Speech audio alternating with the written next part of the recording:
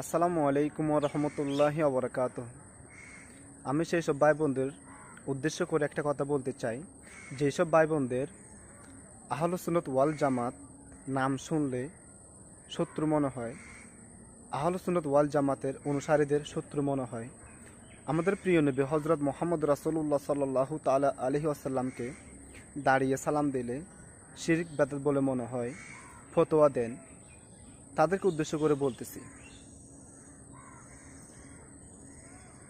আপনি যদি নিজেকে রাসূল সাল্লাল্লাহু আলাইহি ওয়াসাল্লামের উম্মত হিসেবে মনে করে থাকেন, জীবনে একবার হলেও নামাজ শেষে ইয়া নবী সালামু আলাইকা, ইয়া রাসূল সালামু আলাইকা, ইয়া হাবিবি সালামু আলাইকা, সালাওয়াতুল্লাহ আলাইকা, জীবনে একবার হলেও পড়ে দেখবেন যে এই রাসূলের প্রতি সালামের মধ্যে যে কত শান্তি আসে, কত প্রশান্তি আছে, কলিজা কতটুক নরম হয়, কলিজার মধ্যে কতটুক মহব্বত আসে।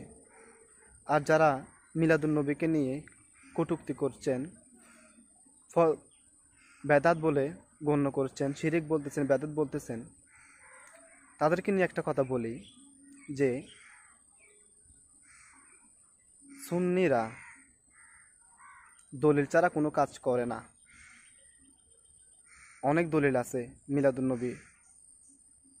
নবীর পক্ষে।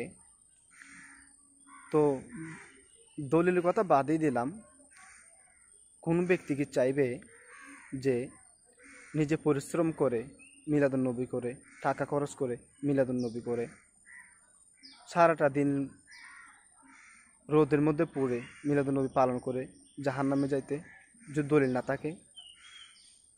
তো তাই বলতেছি ভাই, মিলাদুন নবীর বিপক্ষে না গিয়ে জীবনে একবার হলো মিলাদুন নবী পালন করে দেখবেন যে মিলাদুন নবীর মধ্যে কী আছে। যে আমাদের হুজুর কেবলা সৈয়দ হজরত তাহের শাহ মাদ্দাজিল্লুল আলী, পীরে বাঙ্গাল সাবির শাহ মাদ্দাজিল্লুল আলী, ওনাদের চেহারা যদি সরাসরি একবার যদি দেখেন, বুঝতে পারবেন কি আছে এই চেহারার মধ্যে। আর যারা মাজারকে নিয়ে কথা বলেন যে সুন্নিরা মাজার পূজা করে, সুন্নিরা মাজার পূজা করে না, সুন্নিরা মাজার জিয়ারত করে।